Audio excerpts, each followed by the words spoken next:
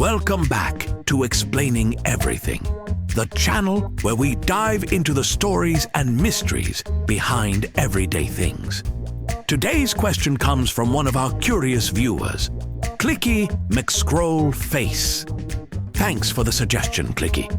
You asked, why is a computer mouse called a mouse? It's a great question. I mean, of all the names they could have picked, why name a computer accessory after a tiny rodent? Did someone in the lab just panic and shout, it looks like a mouse? And everyone went along with it? Or is there a deeper, more scientific explanation?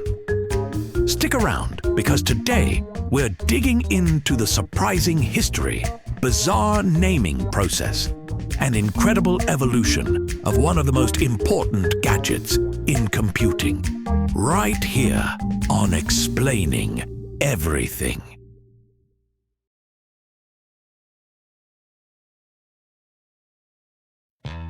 The year was 1964.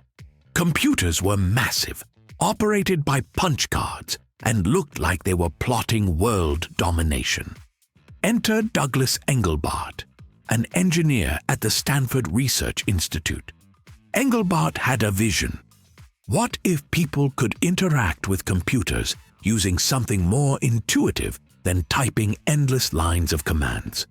So, he and his team built a small, boxy device with wheels on the bottom and a cord sticking out the back. It looked primitive, but it worked.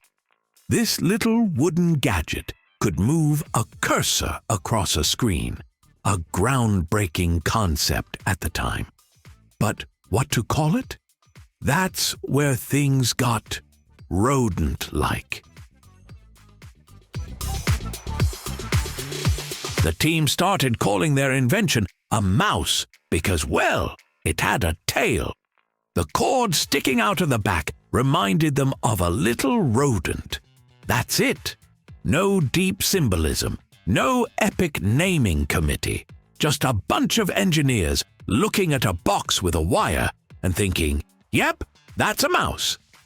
Now imagine an alternate timeline where they saw a resemblance to something else. Would we be using computer tadpoles today? Puppies? Mini vacuum cleaners? The world will never know. Flash to 1968, a time of bell-bottoms, classic rock, and scientific breakthroughs. Engelbart wasn't just building cool gadgets, he was on a mission to revolutionize computing. In what is now called the mother of all demos, he showcased his new device, along with a bunch of other futuristic tech like hypertext, video conferencing, and window-based interfaces. The audience, mostly made up of fellow engineers, sat there in stunned silence. They were witnessing the future of computing before their very eyes. The mouse was officially out of the bag, though fortunately not an actual mouse, because that would have caused chaos. At first, the mouse wasn't exactly a household necessity. Early computers didn't have graphical user interfaces, so a mouse was about as useful as a remote control for a rock. But then, companies like Apple and Microsoft came along and changed everything. Apple's Lisa computer in 1983 was one of the first to include a mouse as a standard accessory. Then, in 1984, the Macintosh made it clear. The mouse wasn't just a quirky invention, it was the future. Gone were the days of typing endless commands. Now, people could just point and click their way through computing like digital pioneers. Suddenly, the mouse was everywhere. It evolved from a single-button wooden block to the sleek, ergonomic, multi-button, wireless, RGB-laden gaming mouse of today. Over the decades, The mouse has undergone a series of transformations, both in design and functionality. Early mechanical mouse used a rolling ball to detect movement, but these were prone to dust buildup and required frequent cleaning. The introduction of the optical mouse in the late 1990s eliminated the need for a rolling ball, using LED sensors to track movement with greater accuracy and less maintenance. Then came laser mouse, which improved precision even further, making them ideal for gaming and professional design work.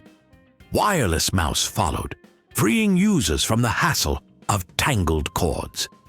Initially, these mice used radio frequency, RF technology, with external receivers, but advancements in Bluetooth connectivity made them more compact and widely compatible.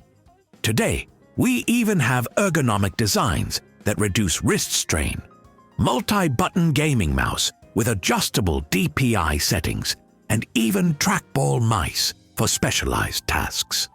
The humble mouse has evolved far beyond its original wooden prototype. Fast forward to today. Technology is advancing faster than ever. Touchscreens, trackpads, voice assistants. Some say the mouse is on its way out the door. But let's be real. Try playing Call of Duty with a touchscreen. Try dragging and dropping files using voice commands.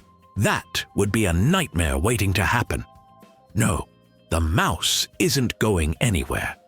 It remains the go-to tool for precision tasks, gaming, and let's face it, aggressively closing pop-up ads. The humble computer mouse has come a long way. From a wooden box with a cord to a wireless powerhouse of productivity, it remains one of the most iconic tools in computing. So next time you click, scroll, or aggressively drag your cursor across the screen, take a moment to appreciate the legacy of this tiny, rodent-inspired device. And remember, if things had gone differently, you might be using a computer gerbil right now. If you enjoyed this video, or if you developed a newfound appreciation for the humble computer mouse, leave a like and don't forget to subscribe. Also, if you have suggestions for our next video, feel free to share them in the comments below. We'll be sure to give you an acknowledgement for your contribution. Thank you for tuning in, and join us next time here in the channel that answers all the why, what, who, where, and how questions you've always wondered about, here on Explaining Everything.